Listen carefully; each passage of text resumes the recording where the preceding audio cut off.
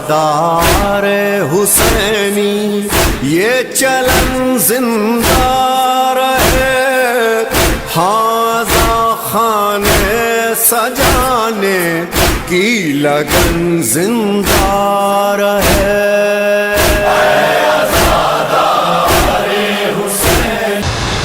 بر محمد و آل محمد صلوات، اللہم صلی علی محمد و آل محمد۔ بسم اللہ الرحمن الرحیم۔ عن جابر بن عبداللہ الانصاری انہو قال عن فاطمۃ الزہراء علیہ السلام بنت رسول اللہ صلی اللہ علیہ وآلہ قال سمعت فاطمہ انہا قالت دخل علی ابی رسول اللہ فی بعض الایام فقال السلام علیکی یا فاطمہ فقلت علیک السلام قال انی اجد فی بدنی ضعفا فقلت له اعیذک باللہ یا ابتاہ من الضعف فقال یا فاطمہ ایتینی بالکساء الیمانی فغطینی بہ فاتیتہ بالکساء الیمانی فغطیت بہ فصرت انظر الیہ واذا وجہہ یتلألأ کأنہ البدر فی لیلۃ تمامہ وکمالہ، اللہم صلی علی محمد وآل محمد۔ فما كانت الا ساعة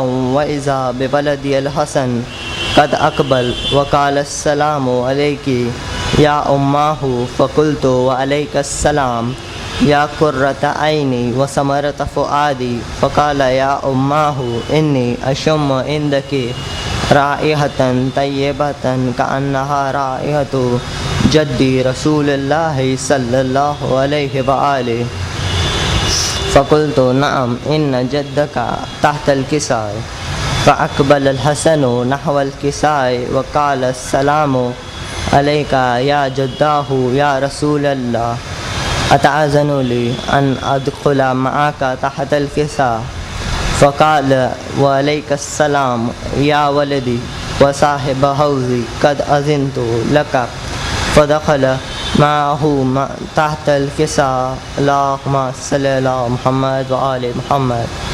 فما كانت الا ساعة واذا بولدی الحسین قد اقبل وقال السلام علیک یا اماہ فقلت وعلیک السلام یا ولدی ویا قرۃ عینی وثمرۃ فؤادی فقال یا اماہ انی اشم عندک رائحۃ طیبۃ کأنہا رائحۃ جدی رسول اللہ صلی اللہ علیہ وآلہ فقلت نعم ان جدک واخاک تحت الکساء فضل الحسین نحو الکساء وقال السلام علیک یا جداہ السلام علیک یا من اختارہ اللہ اتأذن لی ان اکون معاکما تحت الکساء فقال وعلیک السلام یا ولدی ویا شافع امتی قد اذنت لک فدخل معہما تحت الکساء، اللہم صلی علی محمد وآل محمد۔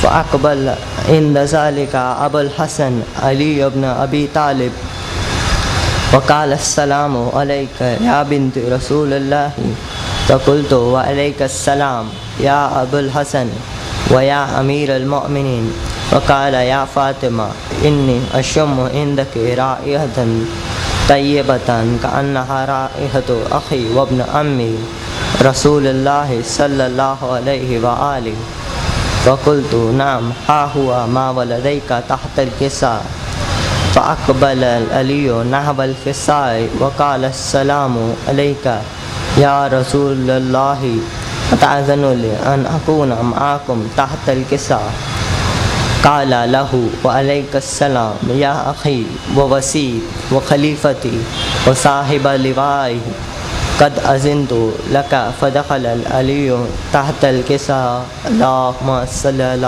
محمد وآل محمد۔ ثم اتیتہ نحو الکساء وقلت السلام علیک یا ابتاہ یا رسول اللہ اتأذن لی ان اکون معاکم تحت الکساء فقال وعلیک السلام يا بنتي وبزأتي قد أذنت لك فدخلت تحت الكساء فلما اكتملنا جميعا تحت الكساء أخذ أبي رسول الله بطرف الكساء وأومى بيده اليمنى إلى السماء وقال اللهم إني هؤلاء أهل البيت وخاصتي وحامتي لحمهم لحمي ودمهم دمي يؤلمني ما يؤلمهم ويحزنني ما يحزنهم أنا حرب لمن حاربهم والسلم لمن سالمهم وأدوم لمن آداهم ومحب لمن أحبهم إنهم مني وأنا منهم فاجعل صلواتك وبركاتك ورحمتك وغفرانك ورضوانك علي وعليهم وأذهب عنهم الرجس وطهرهم تطهيرا اللهم صل على محمد وآل محمد. فقال الله عز وجل يا ملائكتي ويا سكان سماواتي إني ما خلقت سماء مبنية ولا أرضا مدهية ولا قمرا منيرا ولا شمسا مضيئة ولا فلكا يدور ولا بحرا يجري ولا فلكا يسري إلا في محبة هؤلاء الخمسة الذين هم تحت الكساء. فقال الأمين جبرائيل يا ربي ومن تحت الكساء؟ فقال عز وجل هم أهل بيت النبوة ومعدن الرسالة هم فاطمة وأبوها وبالها وبنوها اللهم صل على محمد وعلى فقال جبرائيل يا ربي أتأذن لي أن أهبط إلى الأرض لأكون معكم سادسا؟ فقال الله نعم قد أذنت لك. فهبط الأمين جبرائيل وقال السلام عليك يا رسول الله العلي الأعلى يقرئك السلام ويخصك بالتحية والإكرام ويقول لك وعزتي وجلالي إني ما خلقت سماء مبنية ولا أرضا مدهية ولا قمرا منيرا ولا شمسا مضيئة ولا فلكا يدور ولا بحر يجري ولا فلك يسري إلا لأجلكم ومحبتكم فقد أذن لي أن أدخل معكم فهل تزن لي يا رسول الله؟ وقال رسول الله عليه السلام يا أمين وحي الله إنه نعم قد أذنت لك. فدخل جبرائيل معنا تحت الكساء اللهم صل على محمد وآله. فقال لأبي إن الله قد أوحى إليكم يقول إنما يريد الله ليذهب عنكم الرجس أهل البيت ويطهركم تطهيرا اللهم صل على محمد وآل محمد. فقال علي لأبي يا رسول الله أخبرني ما لجلوسنا هذا تحت الكساء من الفضل عند الله. فقال النبي صلى الله عليه وآله والذي بعثني بالحق نبيا واصطفاني للرسالة نجيا ما ذكر خبرنا هذا في محفل من محافل أهل الأرض وفيه جمع من شيعتنا ومحبينا إلا ونزلت عليهم الرحمة وحفت بهم الملائكة واستغفرت له إلى أن يتفرقوا. فقال العلي إذا والله فزنا وفاز شيعتنا ورب الكعبة. فقال النبي صلى الله عليه وآله ثانيا يا علي والذي بعثني بالحق نبيا واصطفاني بالرسالة نجيا ما ذكر خبرنا هذا في محفل من محافل أهل الأرض وفيه جمع من شيعتنا ومحبينا وفيه محموم إلا وفرج الله همه ولا مغموم إلا وكشف الله غمه ولا طالب حاجة إلا وقضى الله حاجته.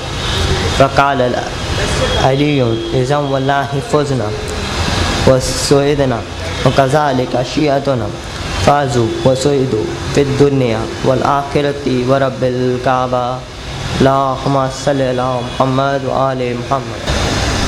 بر محمد و آل محمد صلوات.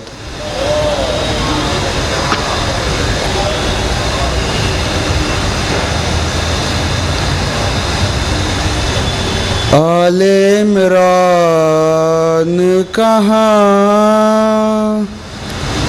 اور زندان کہاں، یہ بہن قید ہوئی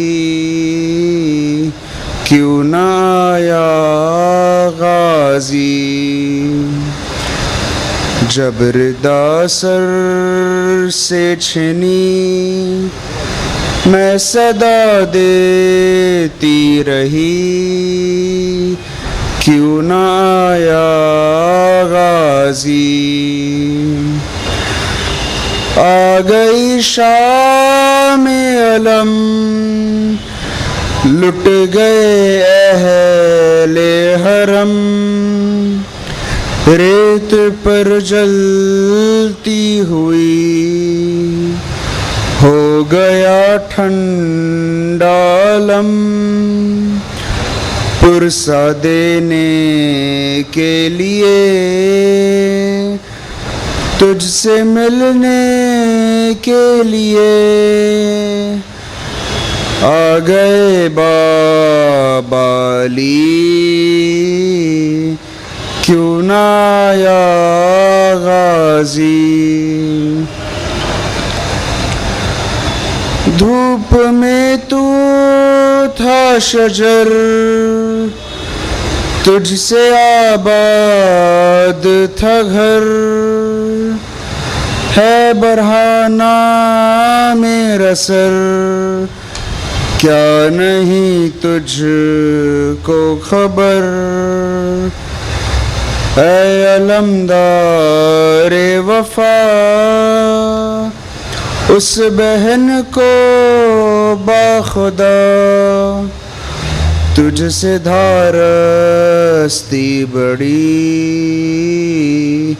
کیوں نہ آیا غازی، جب ردا سر سے چھنی میں صدا دیتی رہی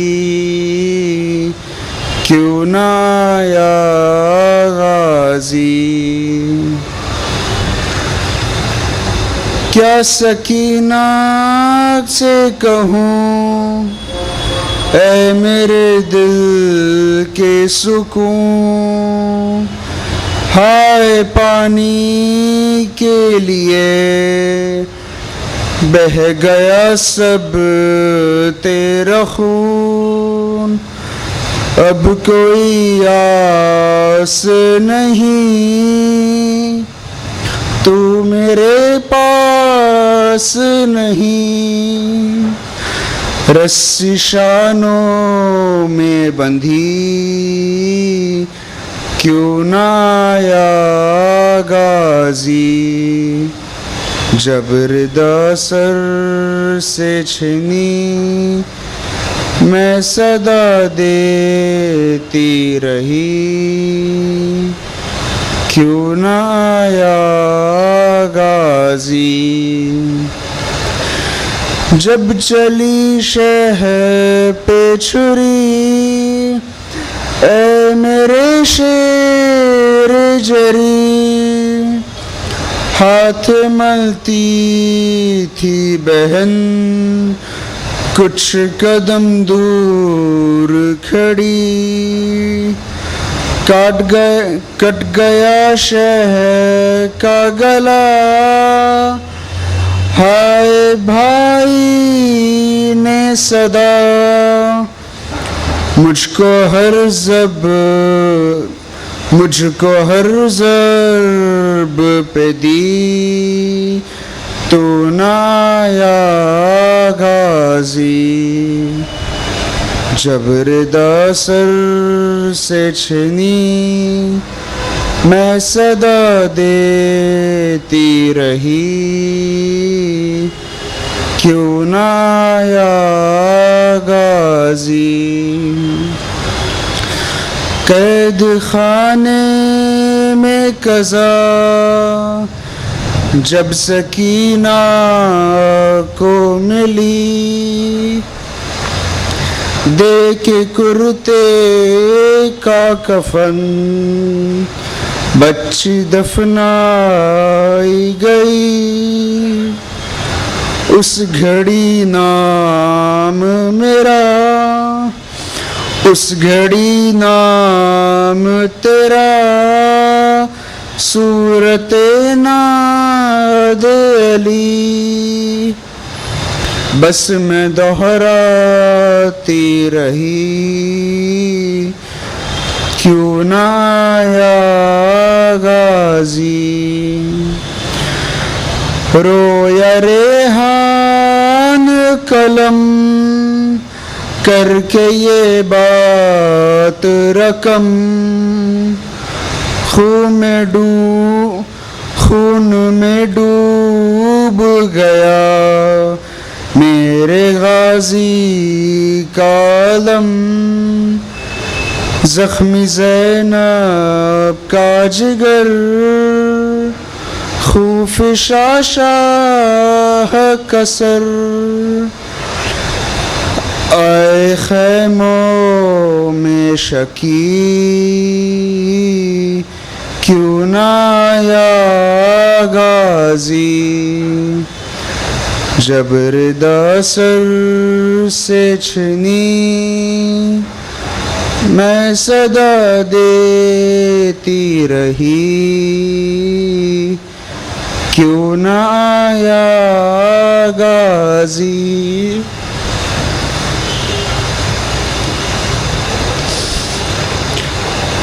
تیرے ہاتھوں میں رسن، تیرے ہاتھوں میں رسن، دیکھتا کیسے بہن، بھائی بے کس تھا تیرا، یوں نہ آیا غازی، یہ تجھے بھی ہے خبر، دختر خیر البشر، میں اٹھا سکتا تھا نا حکم شبیر پہ سر، میرے بازو تھے جدا، مشک سے پانی بہا، آ گئی مجھ کو حیا،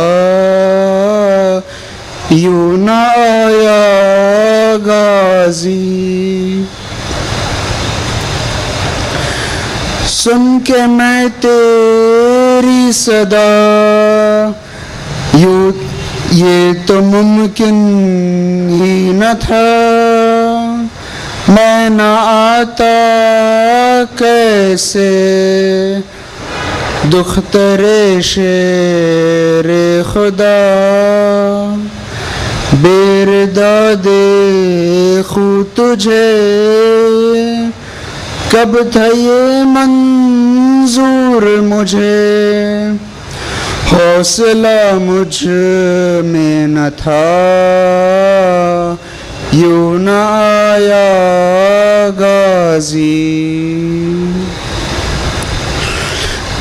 میرا چھلنی تھا بدن، تیر تھے مثل کفن، خون سے رنگین تھا، بھائی بے کس تھا بہن، گرز تھا سر پہ لگا،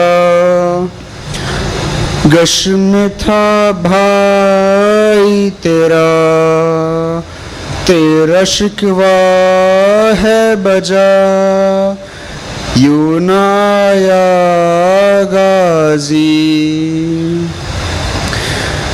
جنگ میں کر نہ سکا حکم شبیر جو تھا سکینہ کے لیے دم بھی ہونٹوں پہ رکا، مشک زخمی ہو چکی، رک گئی سانس میری، پھر قدم اٹھ نہ سکا، یوں نہ آیا غازی۔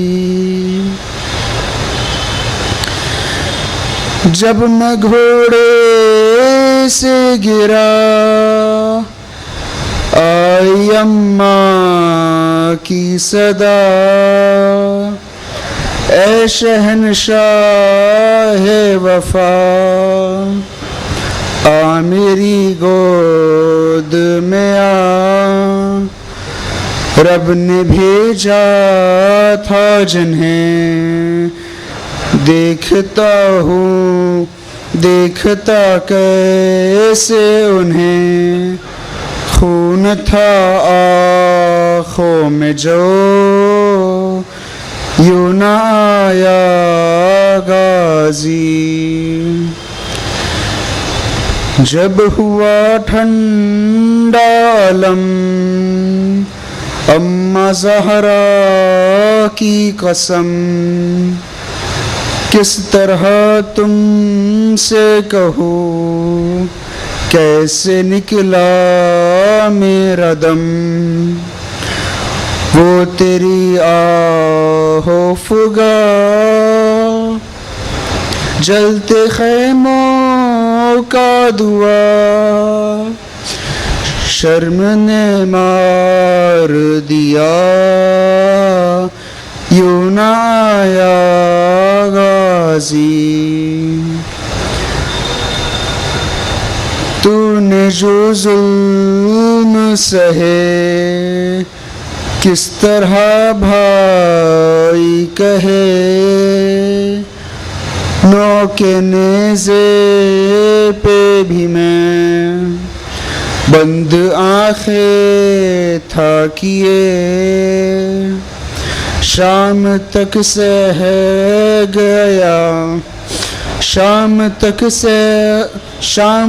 ساتھ گیا، تیرے پتھر جو لگا، میں بھی نیزے سے گرا، یوں نہ آیا غازی۔ جب ردا سر سے چھنی، تو صدا دیتی رہی، یوں نہ آیا غازی۔ بر محمد وآل محمد صلوات۔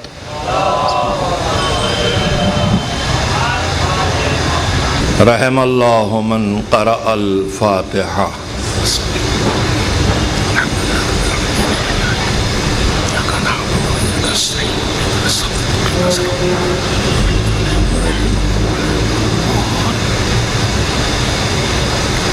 اعوذ باللہ من الشیطان اللعین الرجیم، بسم اللہ الرحمن الرحیم، الحمد للہ رب العالمین،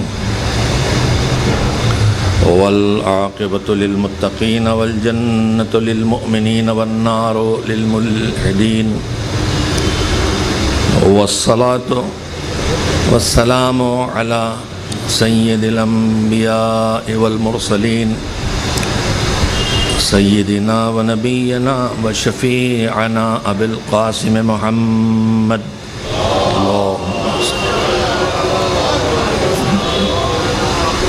و آلہ الطیبین الطاہرین المعصومین المظلومین، واللعنۃ الدائمۃ الباقیۃ علی اعدائہم اجمعین من الآن الی یوم الدین۔ اما بعد، فقد قال اللہ سبحانہ وتعالی فی کتابہ المبین، وهو أصدق الصادقين وقوله الحق۔ بسم الله الرحمن الرحيم، ولتكن منكم أمة يدعون إلى الخير ويأمرون بالمعروف وينهون عن المنكر وأولئك هم المفلحون. صلوات بھیجیے محمد و آل محمد علیہ السلام پر.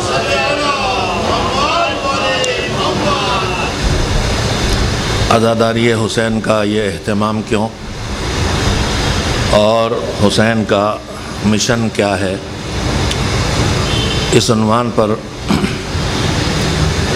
چاند رات سے یعنی محرم الحرام کی پہلی محرم کی شب سے سلسلہ گفتگو کا آغاز کیا گیا ہے، اور اس سلسلے میں آپ حضرات کے سامنے سورہ آل عمران کی آیات میں سے 104 نمبر کی آیت کی تلاوت روزانہ کے مانند آج بھی آپ حضرات کے سامنے کی ہے، اور اس سورہ کی اس آیت کی تلاوت کا شرف حاصل کیا ہے، جس میں پروردگار عالم نے سارے مسلمانوں سے جو قرآن کریم کو اللہ کی کتاب مانتے ہیں ان سے ان کو یہ حکم دیا ہے کہ ایسا ہونا چاہیے کہ تمہارے درمیان تم بہت سے کاموں کے لیے گروپس بناتے ہو، تنظیمیں بناتے ہو، آرگنائزیشن بناتے ہو. تمہارے درمیان ایک آرگنائزیشن، ایک تنظیم، ایسے گروپس ہونا ضروری ہیں ہر معاشرے میں، ہر سماج میں، ہر سوسائٹی میں، ہر علاقے میں، جو اپنے اپنے علاقے کو سنبھالیں. اور ان کا کام کیا ہو؟ ان کا کام یہ ہو کہ وہ لوگوں کو خیر اور بھلائی اور اچھائی اور نیکی کی طرف بلائیں. کیسے بلائیں؟ قرآن مجید دوسری آیات میں وہ بھی بتاتا ہے،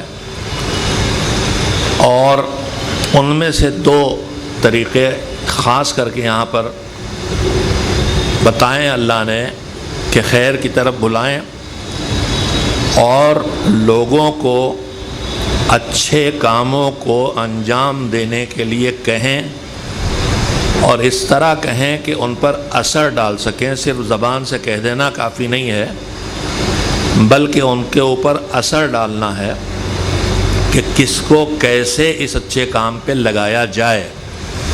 جیسے ہم اپنا کوئی ذاتی کام کرتے ہیں تو دیکھتے ہیں کہاں سے کس طرح اس کام کو کریں، خود کہیں، کسی سے کہلائیں، اس کی تھوڑی سے پیسوں، جو بھی طریقے ہیں ان میں جو طریقہ ہو اسے اپنا کے لوگوں کو معروف نیکی کا حکم دیں اور لوگوں کو برائی سے روکیں. خالی زبان سے منع نہیں کریں. امر بالمعروف اور نہی عن المنکر اسی کا نام ہے. اور ان ذمہ داری کو ادا نہ کرنے اور ادا کرنے دونوں کی صورت میں ادا کی جائے یہ ذمہ داری کہ سب. دیکھیے قرآن مجید میں یہ تو ایک گروپ کی شکل میں ہے. اکثر لوگ سوچ لیتے ہیں ٹھیک ہے مولوی لوگ مثلا ان کے ذمے ہے، یا اور جو کار خیر کرنے والے ان کے ذمے ہے، جو دانشور طبقہ ہے، پروفیسرز ہیں، اس طرح کے لوگ ذمے ہے. لیکن 2 ذمہ داریاں اللہ نے رکھی ہیں. ایک ہم آپ ایک سورہ ہمیشہ پڑھتے ہیں، بسم اللہ الرحمن الرحیم، والعصر ان الانسان لفی خسر الا الذین آمنوا وعملوا الصالحات وتواصوا بالحق وتواصوا بالصبر.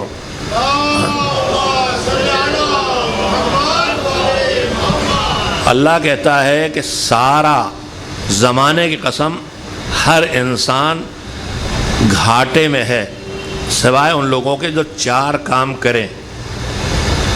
الا الذین آمنوا، گھاٹے سے نقصان سے نکلنے کی پہلی شرط یہ ہے کہ انسان ایمان لائے، دل سے اسے قبول کرے جس نے ہمیں بنایا ہے، اور اس کے بنائے ہوئے نظام کو، اس کے بنائے ہوئے رسول کو، امام کو، کتاب کو، کعبے کو، جو کچھ بھی ہے اس نے بتایا اسے قبول کرے. اور صرف دل سے قبول نہ کرے بلکہ اس ایمان کے نتیجے کے طور پر اچھے کاموں کو انجام بھی دے۔ اللہ ایک ہے اگر کہے تو پھر نماز پڑھ کے بتائیں کہ میں اس اللہ کو مانتا ہوں۔ اگر کہے رسول اللہ صلی اللہ علیہ وآلہ وسلم حضرت محمد اللہ کے رسول تھے تو پھر ان کی اطاعت کرے۔ اگر کہے کہ مولا علی ہمارے مولا ہیں تو پھر ان کی بات کو مانے، عمل الصالحات، اچھے کام انجام دے۔ لیکن یہ تو ہوا انڈیویجول۔ اب اس کے بعد کیا ہوا؟ تواصوا بالحق، انڈیویجولس کی بات ہو رہی۔ والعصر ان الانسان لفی خسر الا الذین آمنوا، جو ایمان لائے، جو اچھے کام کرے، جو ایک دوسرے کو، اب یہاں کسی گروپ کی بات نہیں ہے، انڈیویجول، ایک ہم آپ سب سے تعلق رکھتا ہے۔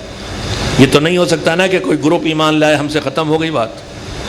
جیسے میت کے احکام ہیں واجب کفائی کہلاتے ہیں، کہ خبر ملی کہ کہیں کسی کا انتقال ہو گیا تو سب پہ واجب ہو گیا کہ اس مسلمان کی پوری انتظام اس کا کرے، کفن دفن ہر چیز کا۔ لیکن سب پہ واجب ہوا، اگر کوئی ایک کر دے تو باقی کی ذمہ داری ختم ہو گئی، اور کوئی نہ کرے تو سب گنہگار۔ تو یہ وہ ایمان تو معاملہ ہے نہیں کہ آپ میری طرف سے ایمان لے آئے، اگرچہ ہمارے بہت سے عمل صالح ہے کہ آپ نے میری طرف سے نماز پڑھ لی، اگرچہ بہت سی جگہوں پہ یہی ہوتا ہے۔ پرانے زمانے کی بات ہے جب گھروں میں چودھری ٹائپ لوگ ہوتے تھے اور گھروں میں بزرگوں کی ایک حیثیت ہوتی تھی۔ اب تو کھیل الٹ گیا ہے، جتنا بزرگ ہے اتنا ہی کم حیثیت والا، اور جتنا گھر میں چھوٹا ہے اتنا ہی سب سے پاور والا۔ اب حالات یہی ہو رہے ہیں، یہ حالات پلٹتے جا رہے ہیں۔ البتہ یہ حالات ادھر جا رہے ہیں جدھر یورپ اور امریکہ جا کے، وہ جو کیا انگلش کا کوئی محاورہ ہے نا کہ بال جو ہے وہ جا کے دیوار سے لڑ گئی، میدان ختم ہو گیا، اب تو پلٹے گی۔ تو ان کی زندگی کی بال تو دیوار سے لگ کے پلٹ رہی ہے۔ انہوں نے دیکھا کہ ہم نے جتنا بگاڑا تھا، فیملی توڑی تھی اور حلال حرام سب ایک کر دیے تھے، وہ پلٹ رہے ہیں، فیملی بنانے پہ پلٹ رہے ہیں۔ ہم 50 سال پیچھے چلتے ہیں، لہذا ابھی ہمیں دوڑ رہے ہیں، جب دیوار سے ٹکرائیں گے تو واپس آئیں گے۔ تو خیر وہ گھر میں بزرگ ہوا کرتے تھے کہ مولانا گاؤں پہنچے تو انہوں نے کہا بھائی سب لوگ نماز پڑھا کرو۔ تو طے ہوا کہ کل سب لوگ نماز پڑھنے مسجد میں آئیں گے۔ اچھا ایک بات اس سے پہلے ہم اپنے علاقے یاد دلا دیں، آپ کے یہاں بھی ہوگا، جب شادی ہوتی ہے یا اور برتھ ڈے ہوتی ہے، ایسے پروگرام ہوتے ہیں، تو ہمارے ہاں جیسے چھوٹے چھوٹے گاؤں ہیں، سب ایک ہی کنبے کے لوگ ہوتے ہیں، تو سب کو بلایا جاتا ہے۔ تو اب پورا گھر نہیں جا سکتا ہے تو کوئی ایک چلا جاتا ہے، تو اس کے لیے کہتے ہیں، اچھا ابھی نہیں بتاؤں کیا کہتے ہیں، اسی جگہ بتاؤں جہاں بتانا ہے۔ تو یہ کہاں ہوتا ہے؟ شادیوں میں، دعوتوں میں اور پروگراموں میں، کہ بھائی ایک آدمی گھر سے، فیملی سے چلا گیا، ہو گیا، شرکت ہو گئی۔ تو مولانا صاحب نے تبلیغ کی تو طے ہوا کہ سب لوگ کل صبح نماز پڑھنے آئیں گے۔ تو کچھ لوگ نکلے کہ بھیا چلو، وعدہ کیا تھا نماز کے لیے سب لوگ چلو۔ تو ایک چودھری صاحب اپنے دروازے بیٹھے تھے، حقہ پی رہے تھے، ان سے کہا چچا چلیے نماز پڑھنے، کل گھر سے گئے ہیں۔ تو ہمارے بہت سے حالات ایسے ہو گئے ہیں کہ ہم وہی گھر سے گئے ہیں والے فلسفے کے۔ گھر میں ایک آدمی نماز پڑھتا ہے بس ٹھیک ہے، ایک آدمی روزہ رکھ رہا بس چلے گا۔ تو یہ جو ہے یہ معاملہ جو ہے والا اثر والا، یہ وہ گھر والا نہیں ہے کہ گھر سے ایک نے کر لیا، انڈیویجول کا ہے، ہر ایک کو کرنا ہے۔ ایمان سب کو لانا ہے، اچھے کام سب کو کرنا، ایک دوسرے کو حق اور سچ اور اچھائی کی راہ سب کو بتانا ہے۔ وَتَوَاصَوْا بِالصَّبْرِ، اب یہاں اس کی تشریح کا وقت نہیں ہے۔ صبر ہمارے ہاں خالی مصیبت پہ صبر کرو صبر کرو ہم تبھی کہتے ہیں جب کہ گھر میں کوئی حادثہ ہو جائے، لیکن صبر کی قسمیں مجلسوں میں سب پڑھتے ہیں، میں اسے دہراؤں گا نہیں۔ ہم نے نہیں دیکھا کبھی کسی کو کہ کوئی آدمی روزہ رکھے ہو 14-16 گھنٹے کے اور شام کا وقت نزدیک آ گیا اور اس بھوک پیاس لگی ہوئی تو کوئی کہے بھائی صبر کرو صبر کرو۔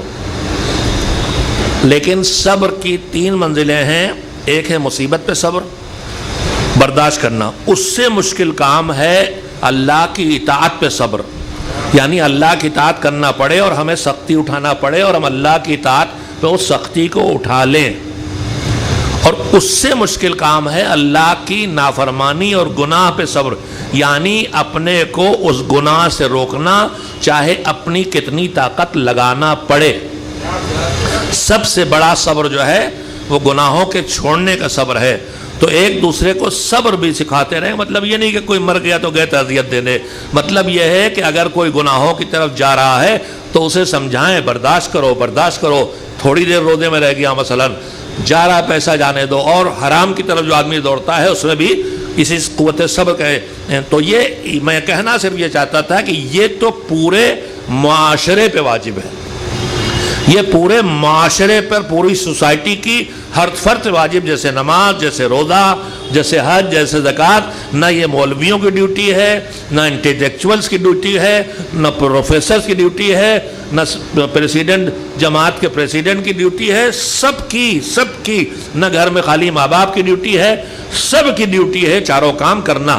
مگر جو آیت میں آل عمران کی پڑھ رہا ہوں اس میں اللہ نے اس انڈیویجولز کی ڈیوٹی کے علاوہ ایک ڈیوٹی لگائی ہے، جیسے میں نے ایک دن آپ کی خدمت میں سورہ توبہ کی آیت پڑھی تھی کہ تمہارے درمیان سے کچھ لوگ نکل کے جائیں اور وہاں جائیں جہاں دین سکھایا جاتا ہے، اور وہاں جا کے دین سیکھیں، فقیہ بنے، اور واپس اپنے لوگوں کو بیچ میں آ کے ان کو ڈرائیں۔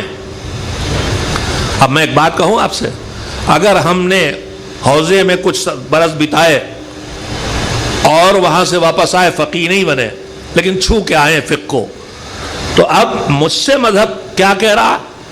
اس جیسے کچھ تو ہوئے ہو نا کچھ، تو اب مجھ سے کیا کہہ رہا؟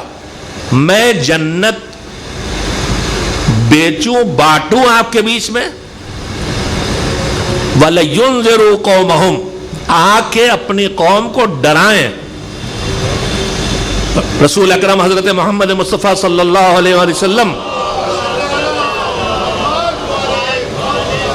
کہ دو لقب ہیں، بشیرم و نذیرہ، خوشخبری دینے والے اور ڈرانے والے، جہنم سے ڈرانے والے، جنت خوشخبری دینے والے، ان سے دونوں کام کہے گئے ہیں۔ مگر ہم سے نہیں کہا گیا کہ تم جنت بانٹو، جنت سستی کر دو، جنت پہنچاؤ جلدی جلدی، ہم سے یہی کہا گیا کہ انہیں ڈراؤ، اس لیے کہ جنت کی لالچ ان کو دلانے کی ضرورت نہیں ہے، تو جنت کے شارٹ کٹ ڈھونڈ کے دوڑے چلے جا رہے ہیں، انہیں ذرا جہنم سے ڈراؤ تاکہ جہنم سے نکل آئیں، تو پھر ان کی ایک نیکی بھی جنت پہنچا سکتی ہے۔ ایک صلوات بھیجیں محمد و آل محمد پر۔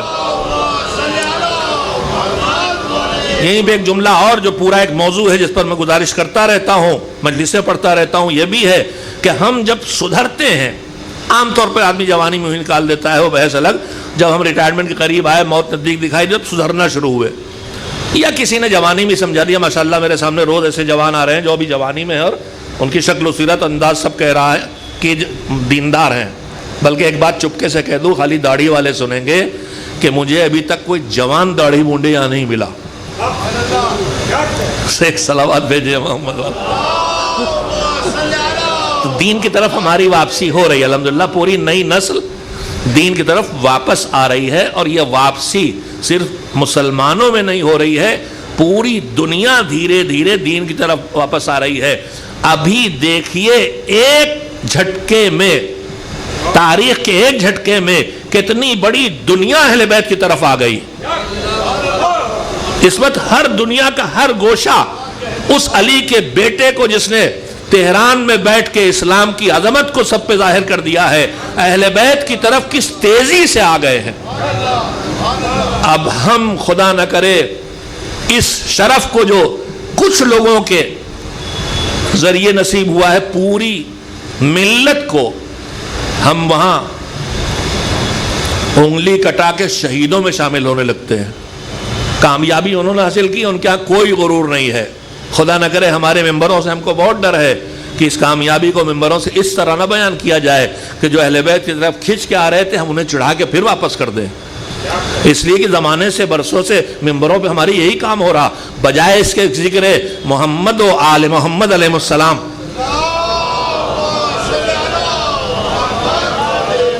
کر کے مقناطیس، انگلش میں کیا کہتے ہیں میں مقناطیس، مقناطیس جو لوہا ہوتا کھینچتا ہے لوہے کو، ہاں چلیے آپ لوگوں نے آپس سن لیا، میں اس وقت میں دماغ نہیں آ رہا، میگنیٹ، ہاں سامنے کا لفظ تھا دماغ سے نکل گیا تھا، میں ہاں قابلیت بھی بتاؤں کہ میں اتنی کمزور انگریزی نہیں ہے، جانتا ہوں بھول گیا تھا. میں پھر جملہ کہوں گے، ممبر خود کو منوانے کی جگہ نہیں ہے، خدا کو منوانے کی جگہ. کبھی کبھی ہم خود کو منوانے لگے ہیں. ہم بڑے اچھے شاعر، ہم بڑے اچھے خطیب. ایک کتاب کو پڑھ کے جو امام حسین کے بارے میں ہے، ایک مصنف لکھی تھی، اور امام حسین کے بارے میں دوسرے مصنف نے بھی کتاب لکھی. ڈاکٹر پیام آدمی صاحب جو اس وقت ہندوستان کے ان سے بہتر شاعر فی الحال، اب وہ بہت ضعیف ہو گئے ہیں لیکن ان سے بہتر شاعر نہیں دکھائی دیتا، مفکر بھی ہیں، اہل قلم بھی. تو انہوں نے مثلا ایک کتاب لکھی ہے، محمد علی صاحب نے ایک کتاب لکھی ہے، محمد حسن نے، دونوں کو حسین کے، امام حسین کے بارے میں.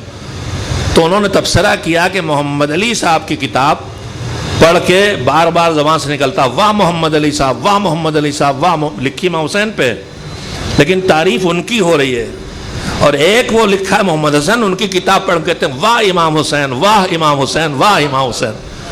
تو ہماری ذمہ داری یہ ہے کہ ممبر پہ آ کے نہ کہیں کہ ایسا پڑھیں کہ لوگ کہیں واہ صفی حیدر، واہ صفی حیدر. لوگ یہ کہہ رہے ہیں، کہیں سبحان اللہ میرے پروردگار، کرم ہے تیرا، سبحان اللہ، سبحان اللہ میرے رسول. کیا کہنے میرے مولا کے، کیا کہنے میرے حسین کے. مجھے آپ نہ کہیں واہ ہوا، ان سے کہیں کیا کہنے علی کے، کیا کہنے محمد کے، کیا کہنے پیغمبر کے، کیا کہنے آل محمد علیہ السلام کے. یہ ہمارا ہدف. آپ کا بھی یہی ہونا چاہیے کہ ہم وہ سنائیں، اور ہمارا بھی یہ ہونا چاہیے کہ ہم آپ کو سنائیں. بہرحال بات سے بات نکلتی جا رہی ہے، میں پھر زیادہ دیر موضوع سے دور نہیں رہنا چاہتا. تو ایک گروپ ہونا چاہیے ہمارے درمیان جو یہی کام کرے، بالکل اسی طرح جیسے ذمہ داری ہے کہ سب، ہر سوسائٹی سے، ہر سماج سے، گجرات سے ہو تو، بمبئی سے ہو تو، سیدوں سے ہو تو، خوجوں سے ہو تو، پٹھانوں سے ہو تو، جہاں جہاں اسلام ہے وہاں سے لوگ نکلیں اور جائیں اور دین سیکھ کے آئیں اور لوگوں کو آ کے ڈرائیں. انہیں ڈرانے کی ضرورت ہے، انہیں جنت کی لالچ دلانے کی ضرورت نہیں ہے. تو میں یہاں تک پہنچا تھا کہ ہم جب سدھرنے لگتے ہیں تو ہماری ساری توجہ اچھے کام اور عبادت اور نیکیوں پہ لگ جاتی ہے. نماز پڑھنے لگے، قرآن پڑھنے لگے، خمس نکالنے لگے، سب کرنے لگے. لیکن ہم جتنی فکر کرتے ہیں نیک کاموں کی، اتنا گناہوں سے بچنے کا ہمارے دماغوں میں خیال نہیں آتا کہ لوگ غیبت سے بچائیں اپنے کو، لوگ جھوٹ سے بچائیں. ہمارے بہت سے بزرگ ماس کریں گے، میں بھی بڈھوں فہرست میں آ گیا ہوں، نماز پڑھ کے نکلے اگلی صف میں اور باہر نکلے تو وہیں سے غیبت شروع ہو گئی. مجلس میں بیٹھے ابھی وہاں تک نہیں پہنچے تھے، غیبت شروع ہو گئی، ایک دوسرے خلاف باتیں شروع ہو گئیں، پارٹی بازی کی باتیں شروع ہو گئیں. تو ہم جتنا نیکیاں کرنے کی فکر کرتے ہیں اتنا گناہوں سے بچنے کی فکر نہیں کرتے. میں اپنے جوانوں سے لے کے بزرگوں تک سب سے کہوں گا، ساری کوشش یہ کیجئے کہ کوئی حرام نہ ہونے پائے. اس کے بعد کوئی بھی واجب، کوئی بھی مستحب نیکی اگر ایک بھی قبول ہو جائے گی تو اللہ جنت کے علاوہ کہیں آپ کو لے کے جانے والا نہیں. ایک صلوات بھیجے محمد و آل محمد علیہ السلام پر. یہ آیت کے تحت گزارش آپ کی خدمت کر رہا تھا. دو موضوع، عزائے حسین کا یہ اہتمام کیوں، یا عزائے حسین کیوں، یا عزائے حسین ہر سال کیوں. 2-3 سوالات میں نے خود کھڑے کیے ہیں. اس میں اہتمام جو ہے وہ بتا رہا تھا، اس لیے کہ میں نے کہا کہ جتنا بڑا اہتمام اتنا ہی بڑا کام. ایک آدھ سینٹنس تو آپ مجھ سے یاد ہی کر لیں کہ نظام الہی ہے، باپ کا، ماں کا حق دنیا میں سب سے زیادہ ہے. پھر ایک بات آ گئی اسی سے ملتی جلتی، اولاد پر ماں باپ کا حق سب سے زیادہ ہے، عالم کا حق معاشرے پہ بہت زیادہ ہے، اور اس طرح کے حقوق ہیں. تو دیکھیے 2 چیزیں اسلام میں ہیں، ایک ہے حق، ایک ہے فرض. حق جو مجھے لینا ہے، فرض جو مجھے کر کے دینا ہے. آپ کا میرا اگر حق بنتا ہے کہ آپ ممبر سے اتروں تو مجھ سے محبت سے ملیں، مصافحہ کریں، اگرچہ حق وقت نہیں بنتا ہے، یہ کوئی لین دین سودا نہیں، آپ محبت میں، ہم سب کو ایک دوسرے سے محبت کرنا چاہیے، احترام کرنا چاہیے، محبت کے طریقے ہوتے ہیں، ہاتھ ملانا، گلے ملنا، ہاتھ چوم لینا، پیشانی چوم لینا، یہ سب ذریعے اظہار ہیں تعظیم کے اور محبت کے۔ تو میرا حق نہیں ہے، مگر میں مثالاً کہہ رہا ہوں، میرا حق ہے مثلا آپ مجھ سے محبت سے ملے، میرا احترام کریں، مگر اگر اللہ نے میرا اتنا حق دیا ہے تو بلا سبب اللہ بس بہت وقت نہیں لینا چاہتا، اللہ اگر بڑا حق رکھتا ہے کسی پر کسی کا، کسی مجھے حق دیا گیا، میں باپ ہوں، اولاد مجھے راضی رکھے، اولاد مجھے خوش رکھے، اولاد کے سامنے مجھے اپنی ضرورت بیان نہ کرنا پڑے، میری ضرورت کو سمجھ کے وہ پورا کرے۔ اپنے جوانوں سے کہوں گا، اب میں بڑھاپے کی منزل میں ہوں، مجھے ضرورت ہوتی ہے، میرے بچے جوان ہیں، میں کہہ دوں تو فوراً کر دیں گے، لیکن مجھے کہنا بھی اچھا نہیں لگتا، میرا جی چاہتا ہے کہ میرے بچے میری ضرورت کو محسوس کر کے خود سے کریں۔ اور جب آپ باپ بنیں گے، بوڑھے ہوں گے، تو آپ بھی یہی محسوس کریں گے۔ تو اگر آپ چاہتے ہیں کہ کل آپ کے بچے آپ کا خیال رکھیں، تو میرے جوانوں آج آپ اپنے ماں باپ کا خیال رکھیے، جب آپ ماں باپ بنیں گے تو آپ کے بچے آپ کا خیال رکھیں گے۔ لیکن اگر آپ نے آج اپنے ماں باپ کا خیال نہ رکھا تو پھر یہ امید نہ لگائیے کہ کل آپ کی اولاد آپ کا خیال رکھے گی۔ ابھی تو دنیا مغرب کی طرف جا رہی ہے، اولڈ ایج ہوم بننا شروع ہو گئے ہمارے یہاں، ابھی نوبت ہمارے گھروں میں نہ ہی آئے اور اللہ کرے کہ نہ آئے، لیکن حالات خطرناک ہیں۔ آج گھروں میں ہی ماں باپ کا اگر خیال نہیں رکھا جا رہا ہے تو یاد رکھیے گا کل اگلی نسل آپ کو گھروں میں بھی نہیں رکھے گی۔ اولڈ ایج ہوم بس جائیں گے، تو بیچ بیچ میں بات آتی، تو ماں باپ کا حق اتنا کیوں ہے؟ یک طرفہ نہیں ہے۔ میں جملہ جو بہت دیر سے نہیں کہہ پایا اب کہہ دوں کہ اللہ نے جتنا حق رکھا ہے، جہاں زیادہ حق ہے وہیں اس پر زیادہ فرض ہے۔ ڈیوٹی میری زیادہ ہے اس لیے حق میرا زیادہ ہے۔ عام مومنین درمیان مثلا 4 باتیں مجھے آتی، میں عالم ہوں تو میری ڈیوٹی بڑھ گئی۔ آپ نہیں جانتے معاشرے میں کچھ ہو رہا ہے، دین میں کچھ گھٹایا بڑھایا جا رہا، آپ کو پتہ ہی نہیں، آپ کی ذمہ داری نہیں ہے، لیکن میں دیکھ رہا ہوں دین میں وہ چیزیں بڑھائی جا رہی ہیں جو دین نہیں ہے، اسی کو بدعت کہتے ہیں۔ اور روایت کہتی ہے کہ اگر دین میں کوئی اضافہ اپنی طرف سے کیا جائے اور یہ سمجھا جائے کہ اللہ کی طرف سے ایسا آیا ہے تو یہ ہے بدعت، اور جب سوسائٹی میں بدعتیں ظاہر ہونے لگیں تو اس پر اگر عالم چپ رہے تو اس پر اللہ کی لعنت ہے۔ اس کا مطلب کیا ہوا کہ میری ڈیوٹی زیادہ ہے، تو اس لیے میرا حق زیادہ ہے۔ تو حق اور فرض کے درمیان ہمیشہ رشتہ ہے، جتنا فرض اتنا حق، جتنا حق اتنی ڈیوٹی، اتنی ذمہ داری، اتنا فرض ہے۔ اب زیادہ اہمیت اگر عزاداری حسین علیہ السلام کو ہر نبی، ہر رسول، حتیٰ کہ ختم الرسل سید الانبیاء والمرسلین، سید کائنات، اشرف مخلوقات حضرت محمد مصطفیٰ صلی اللہ علیہ وآلہ وسلم، اور ان کے نور کا ٹکڑا ان کے ساتھ ساتھ، ان سے کہیں فاصلہ نہیں، وجود سے لے کے آنکھیں موندنے تک وہ علی جو کبھی رسول سے الگ نہیں ہوا، سوائے تھوڑی دیر کے لیے کہ وہ صلب عبداللہ میں گئے، وہ صلب ابو طالب میں گئے، اس کے بعد پھر وہی ہے۔ اور تو ان کا فضل کتنا زیادہ ہے، ان کی شہادت، حضور کی شہادت، مظلومانہ زندگی، امام حسن مجتبیٰ کی شہادت اور مظلومانہ زندگی، بڑی بڑی مظلوم شہادت اور مظلوم زندگی میرے دوسرے امام کی ہے۔ اس کے بعد کے سلسلے دیکھتے جائیے، 7ویں امام کی شہادت، زندگی کا بڑا حصہ قید خانوں میں، تو شہادتیں ہیں، لیکن معصومین کی دنیا میں بھی کسی کی شہادت پر وہ غم منائے جانے کا اہتمام نہیں ہے جو اہتمام غم حسین پہ ہے۔ میں اسی بات کو روز آپ کی خدمت میں 2-3 نمونے ثبوت کے طور پہ پیش کر رہا ہوں مسلسل، اس لیے تاکہ ہم اچھی طرح سمجھ سکیں کہ جب اتنا اہتمام ہے تو اس کو اتنا ہی بڑا کام اللہ کو لینا ہے۔ اور جو میں روز آپ کی خدمت میں کرتا ہوں، حسین کی شہادت، حسین کا انقلاب، حسین نے مدینہ چھوڑا، حسین کا مشن کیا تھا، میں بات آپ کی خدمت میں کہوں گا کہ حسین کا مشن کیا تھا یہ ہمیں طے کرنے کی ضرورت نہیں ہے، حسین نے خود بتایا میرا مشن کیا ہے، حسین کی نسل میں آنے والے معصومین نے بتایا میرا مشن کیا ہے۔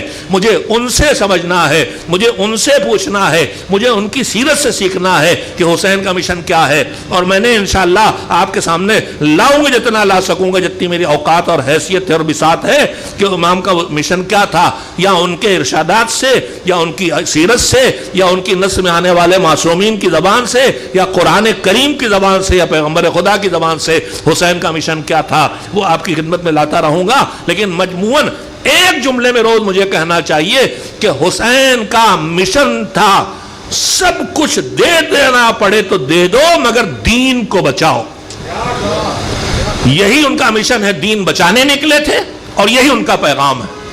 تو اب آزاداری کا اہتمام اللہ نے کیوں کیا ہے؟ اس لیے کہ اس کو یہی کام کرنا ہے کہ جو شہادت کے ذریعے، قربانیوں کے ذریعے حسین نے دین کو بچایا تھا، آج اس شہادت اور قربانی کی یاد کے ذریعے اس کو بچایا جائے۔ یہ میرا خالی دعویٰ نہیں ہے، اس کی دلیلیں بھی آپ کی خدمت آتی رہیں گی، لیکن آج چونکہ میں نے کل بات اس پر چھوڑی تھی کہ اللہ نے امام حسین کو ان کے اس انقلاب اور ان کی شہادت اور اس قربانی کے بدلے میں کچھ خاص چیزوں سے نوازا ہے۔ ان میں سے کچھ چیزیں آ چکی ہیں آپ کے سامنے، اس میں وہ روایت میں پڑھ رہا تھا جو چھٹے امام حضرت جعفر صادق علیہ السلام نے فرمایا ہے کہ ان اللہ عوض الحسین، اللہ نے امام حسین علیہ السلام کو ان کی مظلومانہ شہادت کے بدلے میں 4 چیزیں عطا کی ہیں، وہ چاروں میں آپ کو گنا چکا ہوں۔ ان کی خاک میں، ان کی تربت میں شفا رکھی ہے، ان کی تربت میں شفا رکھی ہے، ان کی نسل میں امامت رکھی ہے، ان کی زیارت کے لیے جانے والا جب تک زیارت سے واپس نہ آئے، جتنا جانے اور آنے میں وقت لگے گا، اس پورے وقت کو اللہ اس زائر کی عمر سے نہیں لیتا، الگ سے عنایت کرتا ہے۔ کسی زیارت کے لیے نہیں لکھا ہے، نہ رسول اکرم صلی اللہ علیہ وسلم کی زیارت کے لیے لکھا ہے، اور نہ کسی کی زیارت کے لیے یہ شرف صرف حسین کو ملا ہے۔ اور اللہ کا ہر فیصلہ اس کی حکمتوں سے خالی نہیں ہوتا ہے، وہ اگر کوئی فیصلہ کرتا ہے تو اس کے پیچھے حکمتیں ہیں۔ ہم کوئی پوچھنے والے نہیں ہوتے، کوئی کہنے والے نہیں ہوتے کہ تم نے حسین کو رسول سے بڑھا دیا، ہم نے نہیں، نہ بڑھ گئے نہ بڑھا دیا، اللہ نے ان کو اس شرف سے نوازا ہے۔ اگر ہم کسی کی، اکثر لوگ کہتے ہیں نا کہ تم علی کو رسول سے بڑھاتے ہو، ہم بڑھا کہاں پائیں گے؟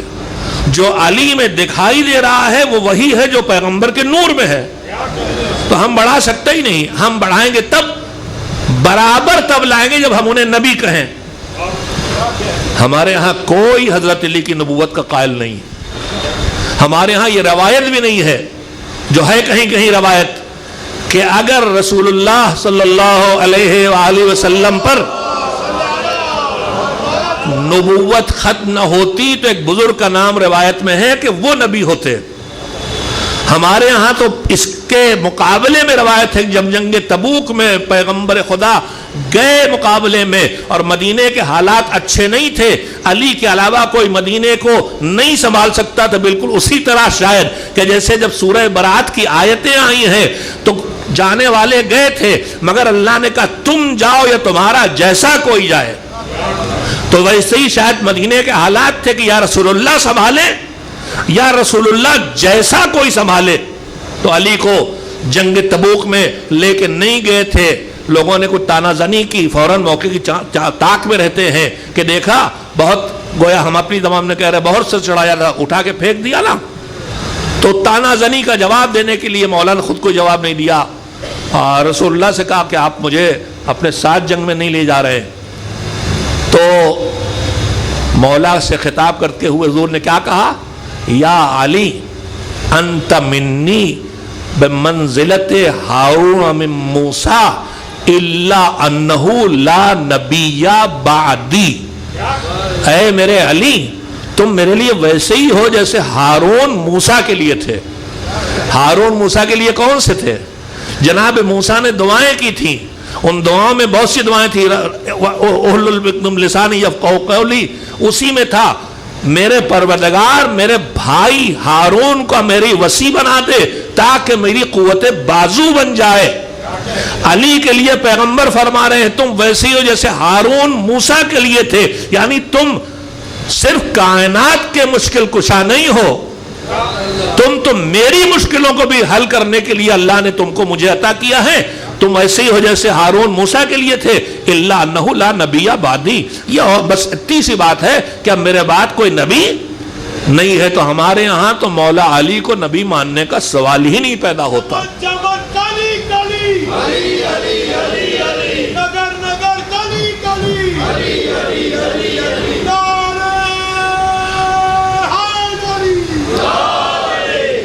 بالکل ذرہ برابر بھی اس بات میں صداقت نہیں ہے کہ ہم اہل بیت والے مولا علی کو نبی مانتے ہیں۔ ہم میں دیکھیے خدا کے جمال و کمال کو دیکھ کے سورج پہ سیدھے آنکھیں ڈال کے آدمی اندھا ہو جائے اور کچھ غلط دیکھے، اسی طرح سے اللہ کے جلال و جمال و کمال کو دیکھ کے کتنے لوگ بہک گئے۔ مولا علی کو ہم میں سے کوئی ایک بھی نبی نہیں مانتا، مگر کچھ کمزور عقل والے، کچھ کم شعور والے، کچھ کم علم والے، کچھ کم بصیرت والے، کچھ کم سمجھ والوں نے علی میں جب وہ سارے کمالات دیکھے جن کمالات کا اللہ نے پیغمبر گرامی اور ان کی آل کو مظہر بنایا تھا، تو بندے خدا میں وہ کمال دیکھ کے اگر مانا کسی نے تو خدا مانا ہے، اور جنہوں نے خدا مانا ہے وہ ہم نہیں ہیں۔ ہم ان کو شیعہ بھی نہیں کہتے، وہ الگ ہیں، وہ نصیری کہلاتے ہیں۔ تو ہمارے درمیان نہ کوئی نبی مانتا ہے ان کو، نہ کوئی خدا مانتا ہے۔ اچھا ایک صلوات بھیج دیں محمد و آل محمد علیہ السلام پر۔ پھر وہیں خصائص پہ تھا، وہیں سے نکلا تھا، واپس آؤں، وقت بہت کم رہ گیا، روز کچھ باتیں نوٹ کر کے لاتا ہوں پھر واپس لے جاتا ہوں۔ آپ بھی واپس سے لے جاتے ہیں کہ مولانا روز وعدے کرتے پورا نہیں کرتے۔ آخری بات جو میری رہ گئی تھی کہ جو 4 خصوصیتیں سید الشہداء کو اللہ نے دی ہیں، اس میں چوتھی کیا ہے؟ ان کے قبے، ان کی قبر پر بنے ہوئے قبے کے نیچے دعا کا قبول ہونا۔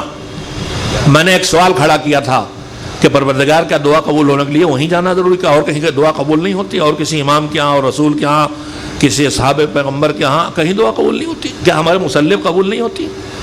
میں نے کہا تھا تھوڑی سے علمی گفتگو ہے، اور میں روزانہ آپ کے چہرے دیکھ کے یہ اطمینان کر چکا ہوں کہ آپ الحمدللہ آپ کا لیول وہ ہے کہ میں آپ سے گفتگو اس حد تک کر سکتا ہوں، اور وہ بھی بہت ضروری ہوتی ہے بات۔ 10 میں پھر ایک بات آ گئی، اور اپنے سب جوانوں سے عرب سے کہہ رہا ہوں جو آپ واٹس ایپ پہ آج کل دین پھیلا رہے ہیں تو ذرا سمجھ کے چلنا ہوتا ہے۔ 10ویں امام حضرت علی نقی علیہ السلام نے اپنے صحابی کو دین کی کچھ باتیں سکھائی، وہ توحید پہ تھیں، کائے پہ تھیں، مجھے یاد نہیں ہے، بس سمجھ لی، امام سے بات کی، امام نے ان سے بات کی اور سمجھ کے چلے گئے۔ کچھ دنوں بعد واپس آئے، کہنے مولا آپ نے جو بتایا تھا میں نے لوگوں کو بتایا تو میں پٹتے پٹتے بچا، میں اپنی زبان میں کہہ رہا ہوں، بس پٹتے پٹتے بچ گیا۔ آپ ہی جو کہا تھا وہی کہا تھا۔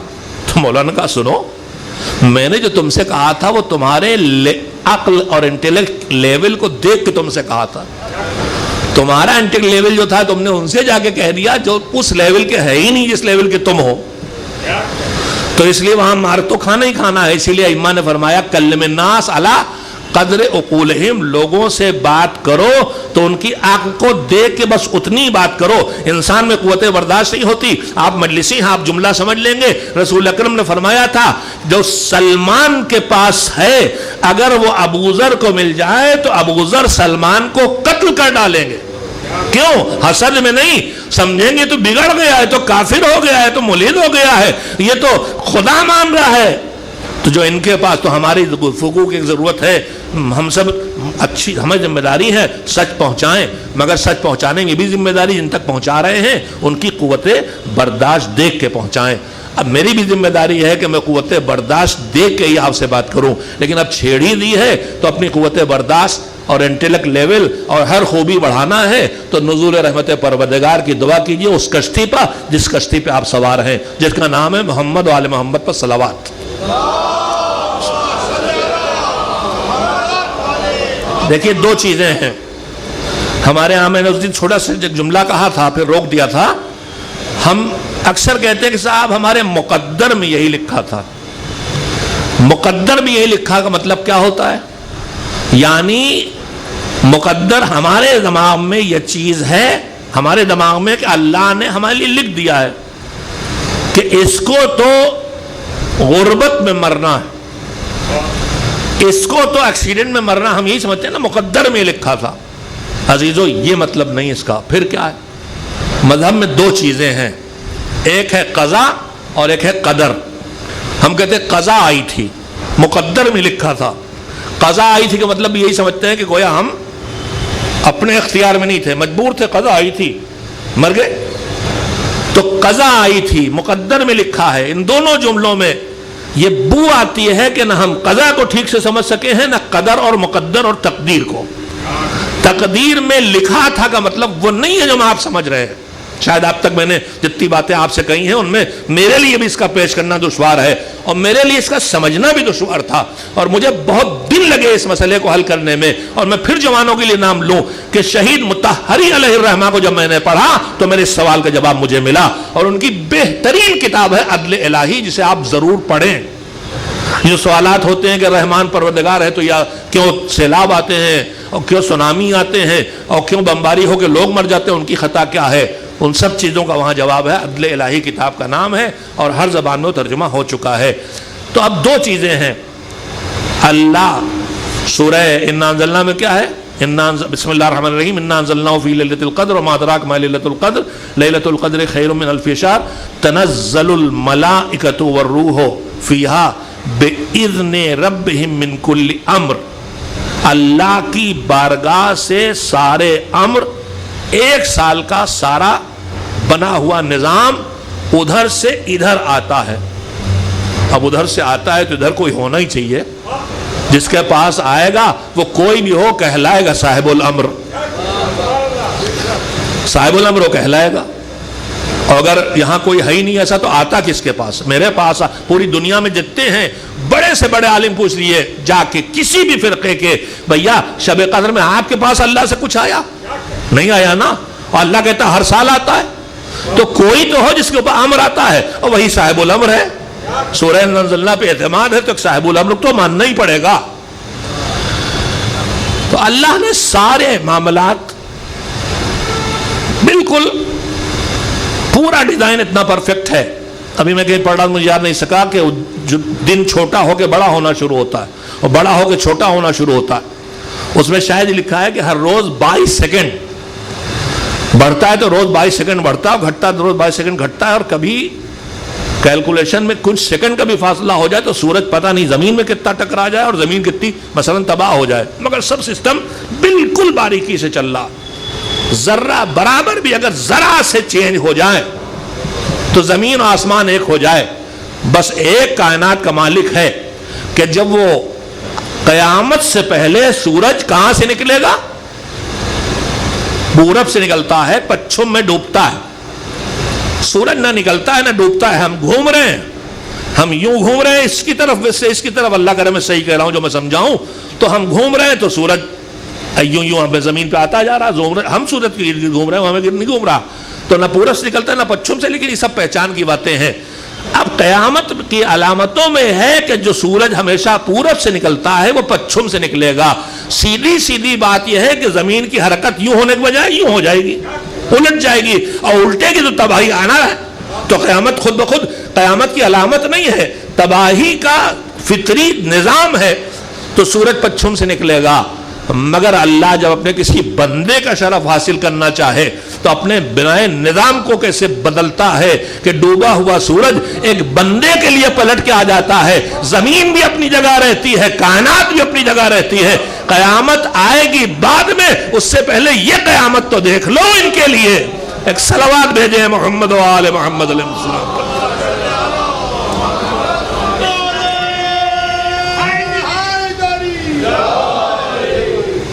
ایک اور صلوات بھیج دیجیے پانی پینے کے لیے.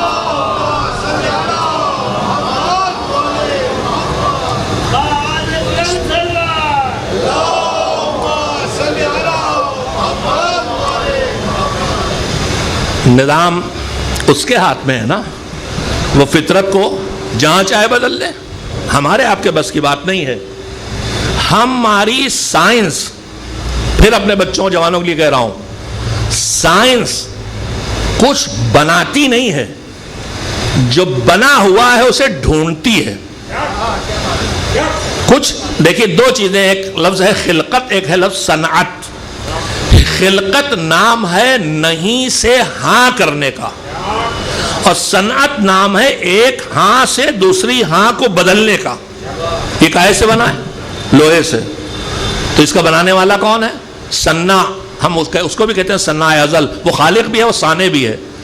خالق ہے یعنی نہیں سے ہاں کرتا ہے, اور صانع ہے یعنی ایک چیز سے دوسری چیز بناتا. ہم خالق نہیں ہو سکتے, نہیں سے ہاں نہیں کر سکتے, لیکن صانع ہم بھی ہیں, بنانے والے. لوہے سے یہ بنا دیا, لکڑی سے ممبر بنا دیا. تو کسی چیز سے کسی چیز کو بنانا یعنی ہاں سے ہاں بنانا, ہاں سے ہاں کی شکل بدلنا. اور خلقت ہے نہیں سے ہاں کرنا. یہ سائنس بہت پریشان ہو رہے ہیں لوگ, جب اسٹیم سیلز آیا کہ لیے اب سو آدمی بن جائے گا. لیکن کوئی پریشانی کی بات نہیں میرے عزیز, آدمی نہیں سے ہاں نہیں ہو رہا ہے, اسٹیم سیل سے نکال کے آدمی بنا رہے ہو. تو اللہ نے تم سے پہلے ہی کہہ دیا خلق لکم, سب تمہارے لیے بنانا, وسخر لکم, اور بنایا ہی نہیں ہے, تمہارے کنٹرول میں دے دیا, تمہارے اختیار میں دے دیا. اب یہ تمہاری کاہلی ہے کہ لاکھوں ہزاروں سال لگ جائیں تب تم کنٹرول میں سکو. اگر تم اپنی عقل جتنی کم استعمال کر رہے ہو, زیادہ بڑھا لو, تو نہ جانے کتنی جلدی یہ کنٹرول تمہیں سامنے آ جائے گا. اور اسی لیے دیکھیے دنیا کو حیرت ہوئی جب چاند پہ آدمی گیا. ہمیں کوئی حیرت اس لیے نہیں ہوئی مسلمان کو کہ ہم نے تو 14 صدیوں پہلے دیکھا تھا کہ زمین پہ ہمارا رسول کھڑا تھا, انگلی سے اشارہ کیا تو چاند 2 ٹکڑے ہو گئے تھے.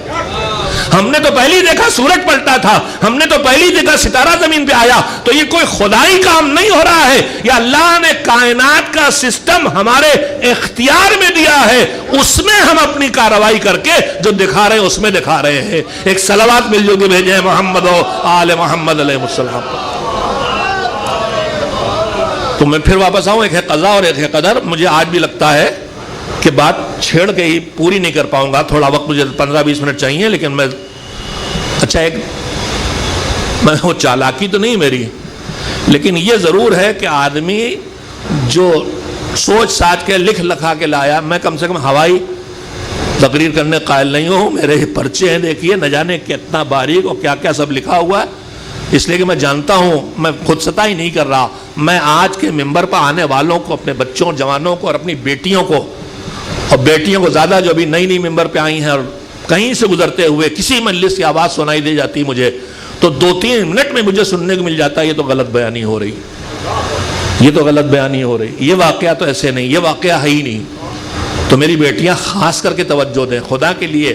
یہ سامنے جو بیویاں بیٹھی ہیں جن کی نالج آپ سے بھی کم ہے, ورنہ چپ نہ بیٹھتی, یا چپ بیٹھی ہیں تو مروت میں. آپ سب جو میرے سامنے بیٹھے ہیں, ایسا نہیں کہ آپ مجھ سے نالج میں ہر جگہ مذہبی نالج میں پیچھے ہیں یا عقل کے ہم کم ہے. ہماری مجلس میں ہمیں ایک تہذیب سنائی گئی کہ مجلس کے آداب ہیں, درمیان میں ہم چپ بیٹھتے ہیں.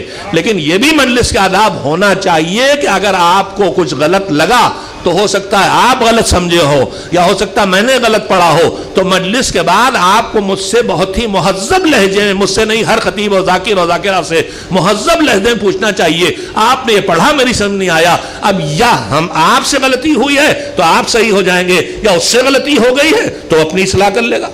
تو بیٹیوں سے خاص کر کے کہوں گا, خدا کے لیے مجلس کیسٹوں سے نہ پڑھیے, کیسٹوں سے نہ پڑھیے.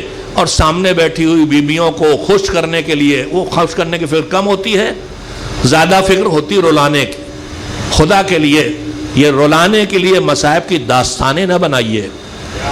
یہ جو مصائب داستانیں بنا کے مصائب پڑے جاتے ہیں، میں نہیں کہتا، بہت تلخ بات ہے لیکن کہنے بھی مجبور ہوں، یعنی جس ظالم نے جس طرح ظلم کرنا سوچا تھا اور کر ڈالا تھا، آپ اس سے ہٹ کے تصور کی دنیا میں جب وہ ظلم بیان کرتے ہیں تو اس کا مطلب آپ کا دماغ اس ظلم کو سوچ رہا ہے.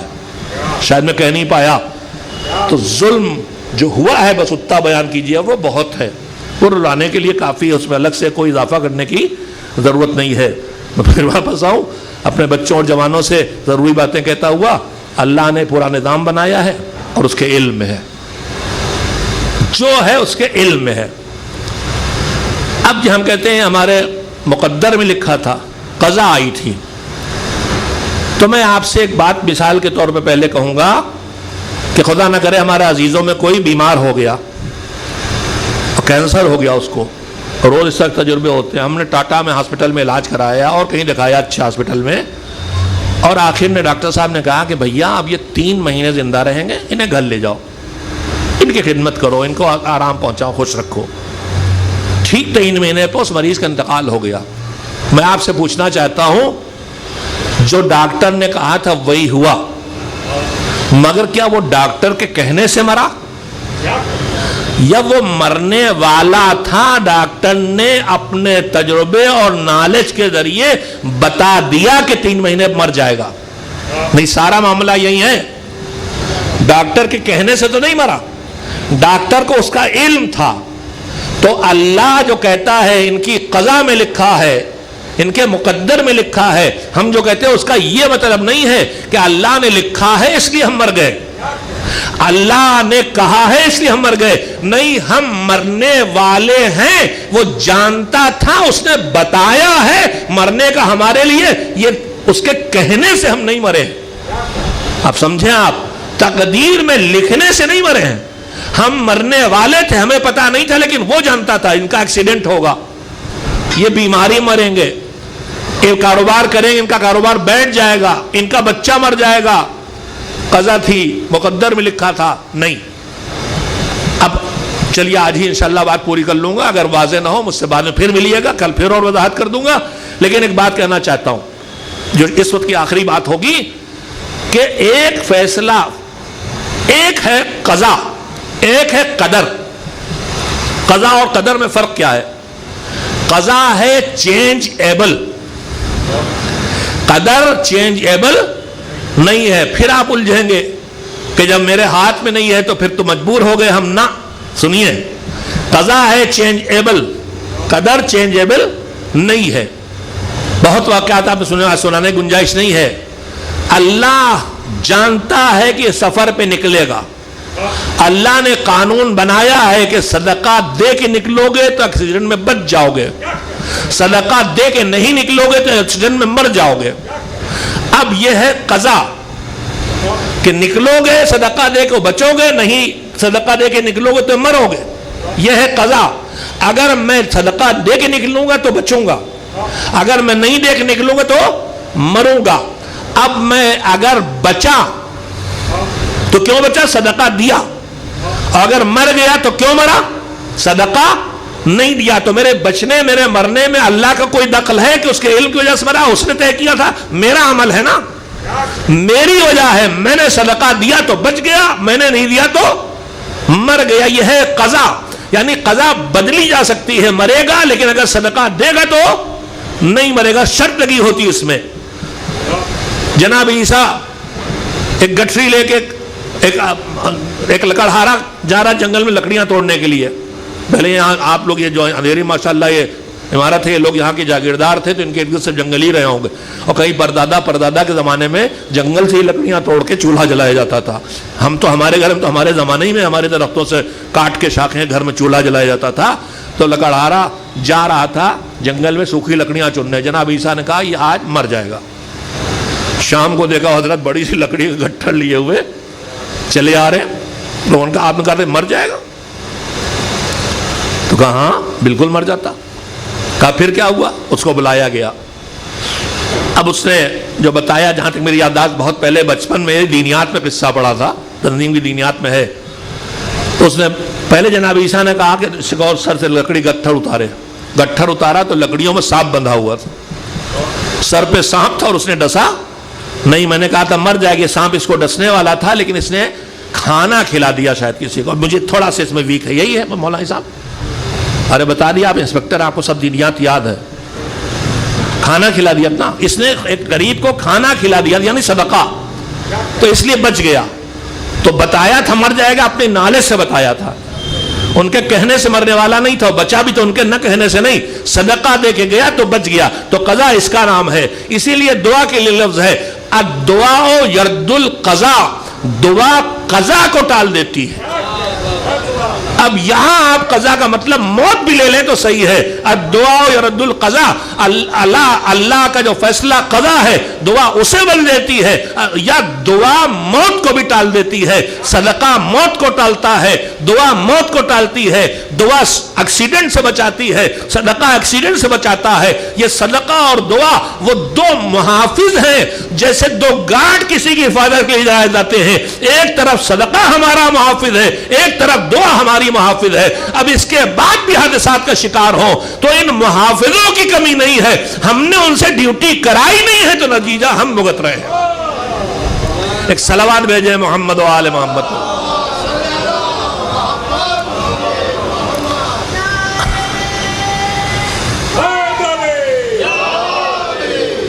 ایک صلوات بھیجے محمد و آل محمد. اب جو بدل جائے وہ قضا. اب دو ہی صورتیں ہیں, یا صدقہ دے گا تو بچے گا, یا صدقہ نہیں دے گا تو مرے گا. اللہ کو پہلے سے پتا ہے کہ نہیں کہ یہ دے گا بچ جائے گا. ایک ہی کار میں کئی لوگ سوار, دو مر گئے دو بچ گئے.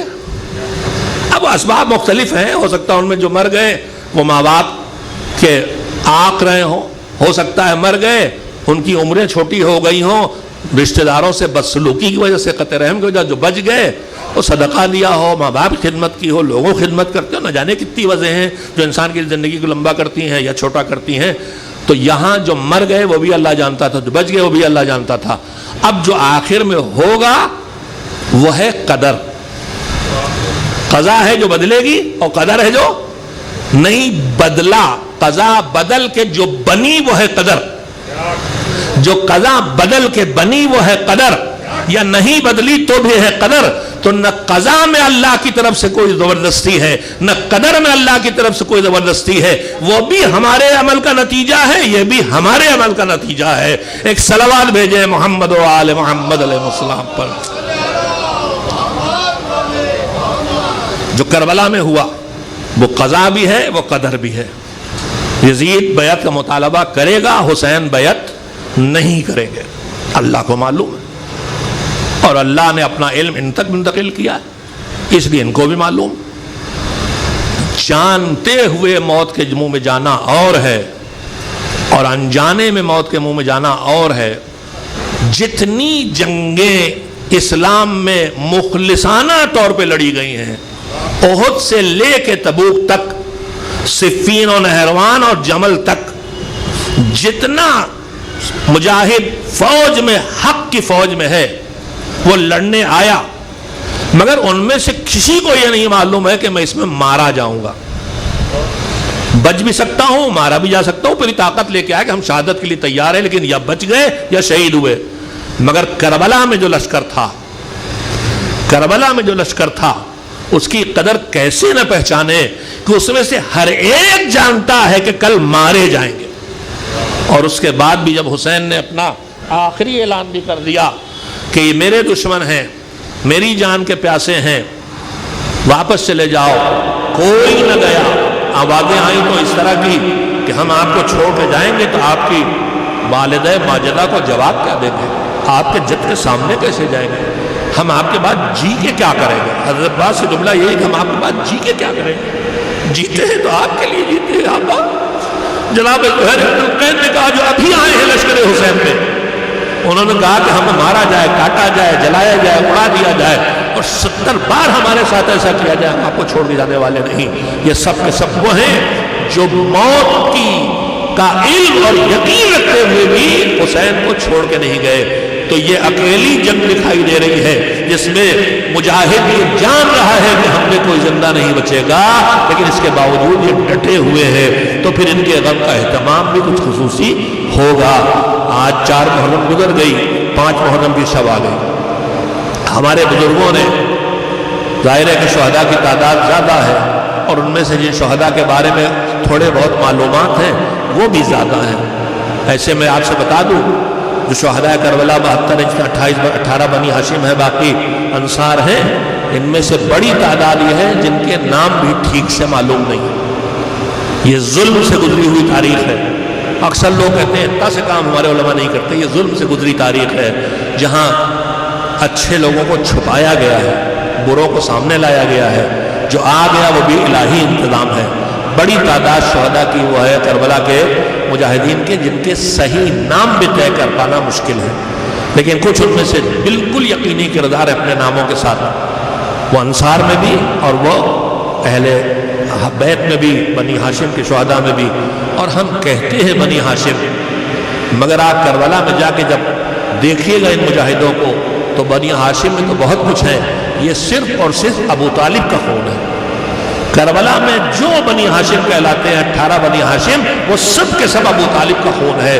میں صرف اتنا ہی کہنا چاہوں گا، جس ابو طالب کے خون نے کربلا کی ریت پہ بہہ کے کائنات میں ہمیشہ کے لیے اسلام کو بچایا ہے، اس ابو طالب کے ساتھ یہ ظلم نہ کرو۔ جو تم اسے کہہ دیتے ہو نہ کہو خدا کے لیے، اگر وہ ایسا نہ ہوتا تو اس کی نسل میں اسلام کہاں سے آتا؟ ابو لہب کی نسل میں کیوں نہ آیا؟ ابو سفیان، خیر مسائل تک آ گیا ہوں میں۔ ان 18 میں ہمارے بزرگوں نے کیا ہے کہ ابتدائی تاریخیں چاند رات سے 4 محرم کی شب تک انصار کا تذکرہ ہوتا ہے، یا کربلا سے پہلے جناب مسلم کی شہادت تذکرہ ہوتا ہے۔ جو اودھ سے عزاداری کی تہذیب نکلی، کلچر نکلا ہے، وہ جس میں پلا بڑا ہوں، حیدرآباد میں تھوڑا الگ ہے، خود آپ بمبئی میں الگ ہے۔ تو 5 محرم کی شب میں جناب اون محمد کا تذکرہ کیا جاتا ہے۔ یہ اون محمد کون ہے؟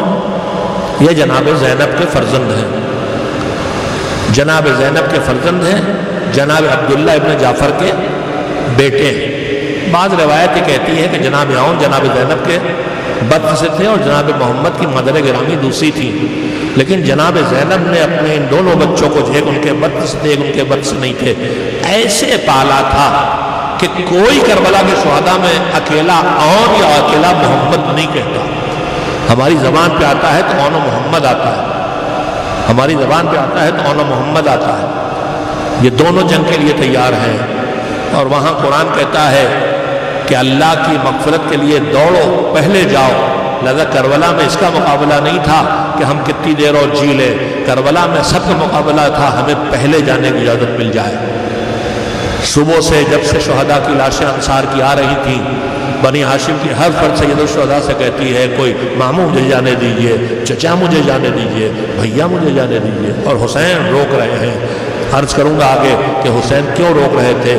شہیدے تھے اس لیے روک رہے تھے؟ نہیں، ایک جملے میں یہی سن لیں، کربلا میں بھوک تھی، پیاس تھی، زخم تھے، آخر میں شہادت تھی، تو جو صبح عاشور شہید ہو گیا اسے دن بھر بھوکا نہیں رہنا پڑا، دن بھر پیاسا نہیں رہنا پڑا، دن بھر زخم نہیں کھانا پڑے، لیکن جو عصر عاشور تک جیا، عباس رہے آخر تک، علی اکبر رہے آخر تک، قاسم رہے تقریباً آخر تک، تو جو آخر تک رہے، حسین انہیں محبت کے مارے نہیں روک رہے تھے، جتنا زیادہ رہے گا اتنی مصیبتیں جھیلے گا، لہذا ہمارے انصار جلدی چلے جائیں، کم مصیبتیں ان پہ پڑیں، ہماری گود کے پالے بار پہ جائیں تاکہ زیادہ مصیبتیں پڑیں تو ان پہ پڑیں۔ اجازت نہیں ملتی، مقابلہ چل رہا ہے، آخر میں جناب مسلم کے فرزندوں کے بعد اب یا تو قاسم ابن الحسن جائیں یا زینب کے لال جائیں، اور یہ صبح سے جان دینے کے لیے قربان ہے، بے چین ہے۔ آخر ماموں کے پاس آئے اور اجازت مانگی۔ مجھے مقتل میں یہ تو پڑھنے کو ملا کہ جب حسین کا بیٹا اکبر آیا تھا بابا کے پاس کہ بابا اجازت دے دیجئے، تو کہا تھا بھیا بیٹا پہلے اپنی پھوپھی سے جا کے اجازت لو جس نے تمہیں پالا ہے، لیکن جب اون محمد آئے تو حسین نے نہیں کہا کہ جاؤ اپنی اماں زینب سے اجازت لو، پتا تھا کہ زینب تو پہلے سے تیار ہے کہ میرے بچے کب میرے بھیا پہ قربان ہو. اور محمد آئے، اجازت لی، دونوں ساتھ لڑنے کے لیے گئے. اور تھوڑا بڑے ہیں، محمد تھوڑا چھوٹے ہیں. مقابلہ ہوا، علی کے تیور دکھائے، عباس کی شاگردی کے ثبوت دیے. جناب عون پہلے شہید ہو گئے، جناب محمد بچے. کہا بھیا تمہیں اکیلا نہیں چھوڑوں گا، ساتھ چلوں گا. تھوڑی دیر اور لڑے، دونوں تقریباً ایک کے بعد دیگرے زمین پہ گرے، دم توڑا. حسین مدد کے لیے چلے. روایت کہتی ہے، میں نے اسی سال یہ روایت پڑھی، سے پہلے نہیں پڑھی تھی. میں نے صرف یہ پڑھا تھا کہ جب اکبر کو کلیجے سے لگا کہ حسین لاش کو جان لے جا رہے تھے تو اکبر کے پیر زمین پہ کھینچ رہے تھے، مگر میں نے آج ہی پڑھا کہ امام حسین اپنے دونوں بھائیوں کو، اپنی چہیتی بہن کے بیٹوں کو لے کے چلے. 2 لاشیں تھیں، ایک کو اٹھایا ہو، ایک کسی اور کے حوالے کیا ہوئی. دونوں بچوں کی لاشوں کو، نوجوانوں کی لاشوں کو کلیجے سے لگایا اور لے کے چلے. 4 دن کا بھوکا پیاسا زخمی امام لے کے چلے، مگر دونوں نوجوانوں کے پیر زمین پہ کھینچ رہے تھے.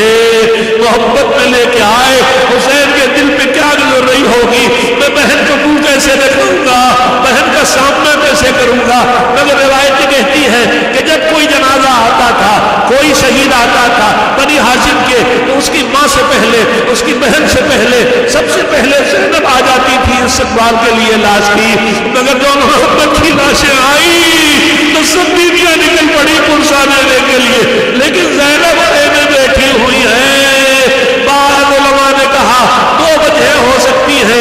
ایک وجہ یہ ہے کہ زیادہ امکان ہے کہ زینب نکل کے اپنے بھیا کے چہرے کو نہیں دیکھنا چاہتی کہ کہیں میرے بھیا کے چہرے پر یہ شرمندگی نہ ہو کہ بہن تمہارے بچے مار دیے گئے. اور دوسری وجہ یہ ہو سکتی ہے کہ زینب دل کو تھامے بیٹھے ہیں، سب پہ روئی ہے مگر بچوں پہ نہیں روئی. سامنے آ جائے تو شاید گریا ہو جائے. سجدے شکر کیا مگر روئی نہیں. آخری شب شروع ہو گئی، تھوڑا سے وقت زیادہ ہو جائے گا، مجھے اجازت مل جائے تاکہ میں تھوڑا رو لوں اور رلا لوں. میرے عزیزوں، زینب نے جب لاشیں آئے اپنے بچوں پہ گریا نہیں کیا، سجدے شکر کیا. پھر موقع کون سا آیا رونے کا، جب 11 محرم کو قافلے کو گزارا گیا مقتل سے، لاشیں بکھری پڑی ہیں، ہر بیوی اپنے وارث کی لاش میں پہنچ گئی. بیویوں نے اپنے آپ کو وارثوں کی لاشوں پہنچایا. فروا، ام فروا قاسم کی لاش پر، لیلا اکبر کے جنازے پر، سب رباب ننھے سے بچے کی چھوٹی سی میت پر. لیکن زینب کے 2 جوانوں کی لاشیں پڑی ہیں، مگر زینب نے وہیں سے بھیا کے بیسن کے جنازے کو، کچھ کے جنازے کو خون اور دھول میں ڈوبے جنازے کو دیکھا، وہاں پڑھنا شروع کیا. نانا رسول اللہ، آپ کے ملائکہ سماعت درود و سلام بھیجے، آپ کے بیٹے کی لاش یوریا پڑی ہے اور آپ کی بیٹیوں کو ننگے سر لے جایا جا رہا ہے. بھیا کو دیکھ کے یاد وصیت آئی، سید سجاد کو دلاسا دیا. روئی زینب مگر بھیا پہ روئی اور محمد پہ بیٹوں پہ نہ روئی. کربلا سے کوفے سے شام قافلہ پہنچا، قافلہ قید خانے میں رہا. آزادی کا وقت آیا، آزاد کیا گیا. زینب نے کہا پہلے گھر ملے، ہم اپنے بھیا کا ماتم کریں گے. لوٹ کا سامان واپس آئے، سر بھی بھیجے گئے. بیوی نے بچھائی جو چھینا گیا تھا بستر، وہ سید بچھایا. سید سجاد کا بیٹا، جب سے تمہارا بابا مارا گیا ہے ہم نے تمہیں تسلی اور تعزیت نہیں دی، بیٹھو ہم پرسا دیں گے. پرسے کا سلسلہ شروع ہوا، سر آنا شروع ہو گئے. ایک ایک بیوی دوڑ کر ان سروں کو لے کے چوم رہی ہے، پرسا دیا جا رہا ہے.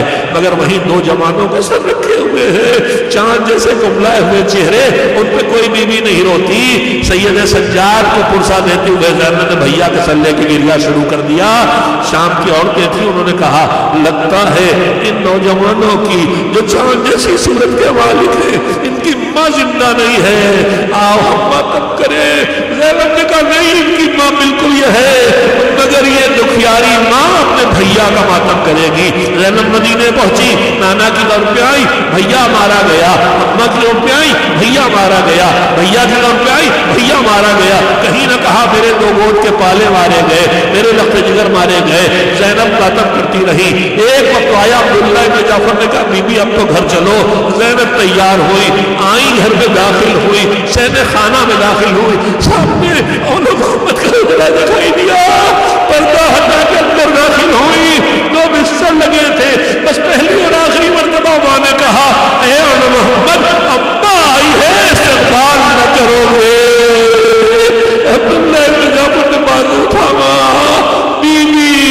تو جان دے کے تمہارے بھائی پہ قربان ہو گئے.